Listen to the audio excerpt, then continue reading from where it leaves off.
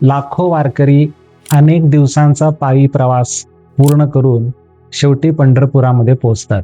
त्यांच्या डोळ्यांसमोर विठ्ठलाचं मंदिर असतं, पण मंदिर समोर असूनही जवळपास प्रत्येक वारकरी आधी विठ्ठलाच्या दर्शनाला जात नाही. तो आधी चंद्रभागा नदीकडे जातो. त्या पवित्र जलामध्ये स्नान करतो, नदीला नमस्कार करतो आणि स्नानानंतरच विठुरायाच्या दर्शनासाठी मुख्य मंदिरामध्ये प्रवेश करतो. पण का? भगवान विठ्ठल तर मंदिरात आहेत, मग या नदीला, चंद्रभागेला इतकं महत्व काय आहे? हे फक्त शरीर शुद्धीकरणासाठी म्हणजे स्नानासाठी आहे, की यामागे हजारो वर्षांपासून जपलेलं एखादं दिव्य आध्यात्मिक रहस्य दडलं आहे? कदाचित तुम्ही आणखीन एक गोष्ट ऐकली असेल. अनेक वारकरी प्रेमाने म्हणतात, चंद्रभागेचं महात्म्य इतकं मोठं आहे की तिची तुलना गंगेशी, गंगा मातेशी देखील केली जाते. पण हे नेमकं कोणत्या अर्थाने बघायचं किंवा समजून घ्यायचं? खरंच चंद्रभागा नदी गंगेपेक्षा देखील श्रेष्ठ आहे का, की या विधानामागे काही आध्यात्मिक संदेश आहे? आजच्या व्हिडिओमध्ये आपण शास्त्र, वारकरी परंपरा आणि इतिहास या तिघांच्या आधारे चंद्रभागा नदीचं आध्यात्मिक महत्व समजून घेणार आहोत.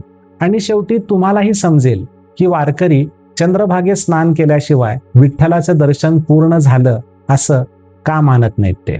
नमस्कार मित्रांनो, आपण पाहत आहात लोकआधार.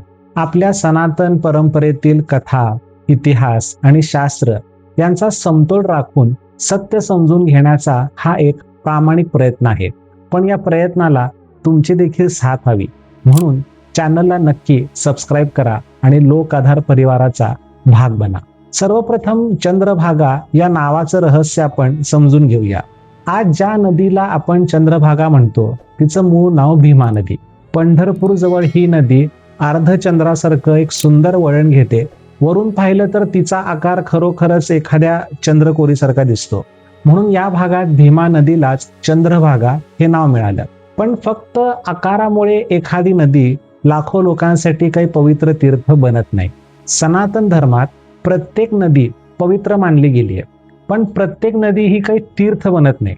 शास्त्र सांगतं, जिथे भगवंतांच्या दिव्य लीलांनी भूमी पावन होते, पवित्र होते, जिथे संतांच्या चरणांचा स्पर्श होतो आणि जिथे भक्तीचा अखंड प्रवाह वाहतो, ते स्थानच तीर्थ बनतं. म्हणूनच गंगा, यमुना, गोदावरी किंवा नर्मदा या केवळ नद्या नाहीत, तर भगवंतांच्या स्मृती जपणाऱ्या दिव्य तीर्थ आहेत. मग प्रश्न असा आहे की चंद्रभागेला हे अद्वितीय स्थान कसं मिळालं? या नदीचा भगवान विठ्ठलांशी काय संबंध आहे? आणि भक्त पुंडलिकाच्या जीवनात अशी कोणती घटना घडली की चंद्रभागा पंढरपूर यात्रेचा अविभाज्य भाग बनली? पंढरपूर म्हणलं की सर्वप्रथम आठवतात भगवान विठ्ठल. पण एक गोष्ट लक्षात घ्या, भगवान स्वतः पंढरपुरात आले ते एखाद्या यज्ञासाठी नाही, राजासाठी नाही किंवा एखाद्या ऋषीच्या कठोर तपश्चर्येसाठीही नाही. ते आले एका साध्या गृहस्थ भक्तासाठी, भक्त पुंडलिकासाठी. असं सांगितलं जातं की भक्त पुंडलिकाच्या प्रेमाने प्रसन्न होऊन जेव्हा भगवंत पांडुरंग पंढरपुरात विटेवर उभे राहिले, तेव्हा ही भूमी साधी राहिली नाही, ती भूवैकुंठ बनली. आणि ही बातमी क्षणार्धात देवलोकामध्ये पोहोचली की स्वयं भगवान पृथ्वीवर एका सामान्य भक्तासाठी उभे राहिले आहेत. हे ऐकून सर्व देवता, ऋषी, गंधर्व आणि अनेक महान संत पंढरपुराकडे येऊ लागले. सर्वांच्या मनात एकच इच्छा होती की त्या सावळ्या विठ्ठलाचं दर्शन घ्यायचं. पण आता इथे एक प्रश्न निर्माण झाला. भगवंतांच्या दर्शनापूर्वी स्नान करण्यासाठी त्या परिसरामध्ये गंगा, यमुना किंवा गोदावरी सारखं प्रसिद्ध तीर्थ नव्हतं.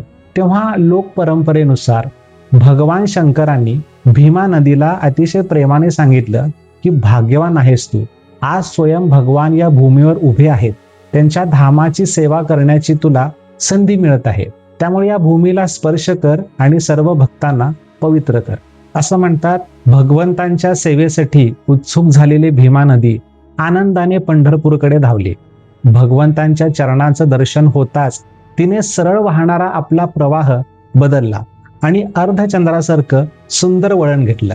जणू विठुरायाला तिने प्रणामच केला. त्या दिव्य वळणामुळे ती चंद्रभागा म्हणून ओळखली जाऊ लागली. आजही वरून पाहिलं तर चंद्रकोरीसारखा तिचा आकार स्पष्ट दिसतो. आणि म्हणूनच सर्व वारकरी म्हणतात की ही फक्त नदी नाहीये, तर ही विठुरायांच्या चरणांना वंदन करणारी नदी आहे. पण इथं एक महत्वाची गोष्ट आपण समजून घेतली पाहिजे.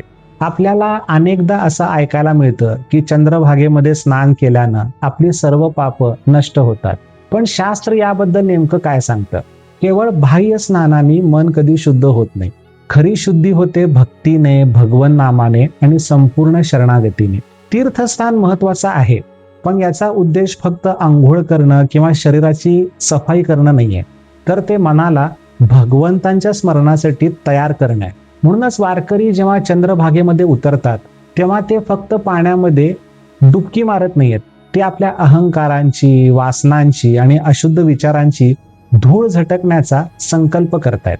आणि अशा स्नानानंतर जेव्हा वारकरी विठ्ठलाच्या मंदिरात प्रवेश करतात तेव्हा त्यांच्या मनात एकच भावना असते, आता मी तुझ्यासमोर आलोय प्रभू. आणि म्हणूनच इथून सुरू होतं चंद्रभागा नदीचं खरं आध्यात्मिक रहस्य. जर चंद्रभागेचं महत्व केवळ नदीमुळे नसून भगवंतांच्या उपस्थितीमुळे आहे, तर मग काही प्राचीन ग्रंथांमध्ये तिच्या महात्म्याची तुलना खरंच गंगेशी केली आहे का? आणि जर अशी तुलना गंगेशी केली गेली असेल तर ती नेमकी कोणत्या अर्थाने केली आहे ते आपण कसं समजून घेतलं पाहिजे? आता आपण त्या प्रश्नाकडे येऊया जो अनेक वर्षांपासून भाविकांच्या मनात आहे. खरंच चंद्रभागा गंगेपेक्षा पवित्र आहे का? आता या प्रश्नाचं उत्तर देताना आपण आपल्या भावना आणि शास्त्र या दोघांमध्ये देखील समतोल राखणं अत्यंत आवश्यक आहे. पांडुरंग महात्म्य आणि वारकरी परंपरेत पंढरपूर, चंद्रभागा आणि भगवंत म्हणजे पांडुरंग स्वतः यांच्या दिव्य संबंधांचं अत्यंत गौरवपूर्ण वर्णन आपल्याला आढळून येतं. अनेक ठिकाणी असं सांगितलं आहे की पंढरपूर क्षेत्रातील स्नान, दर्शन आणि भक्तिभावाने केलेली सेवा मनुष्याला महान आध्यात्मिक लाभ देते.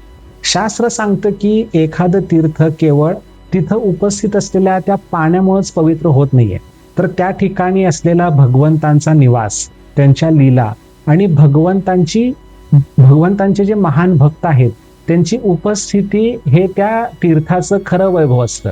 आता विचार करा, ज्या पंढरपुरात भगवंत स्वतः पांडुरंग विटेवर उभे आहेत, जिथे संत ज्ञानेश्वर, संत नामदेव, संत एकनाथ, संत तुकाराम, चोखामेळा, जनाबाई यासारख्या असंख्य संतांनी भक्ती केली, जिथे लाखो वारकरी शेकडो वर्षांपासून हरिनामाचा अखंड गजर करत आहेत, त्या भूमीतून वाहणाऱ्या चंद्रभागेला वारकरी माता का मानतात याचं उत्तर तुम्हाला आपोआपच मिळेल.